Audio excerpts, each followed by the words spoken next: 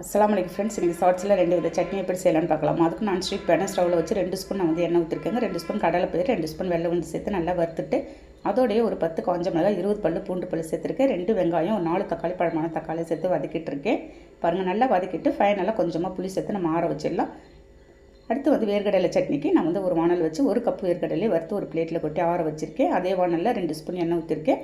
நான் பச்சை மிளகாய், ஒரு 5 பச்சை மிளகாய், ஒரு கொத்து புதினா இலை, ஒரு 5 பூண்டு பல் போட்டிருக்கேன். அதையும் நல்லா வதக்கிட்டு ஒரு 4 சில்லு தேங்காய் இருக்கும் வதக்கி போட்டு ஃபைனலாக கொஞ்சமாக புளி போட்டு அதையும் ஆற வச்சுட்டேங்க. ரெடி பண்ணி வச்சுருந்த சட்னி எல்லாம் ஒன்று ஒன்றா சேர்த்து நம்ம அரைச்சிடலாம்.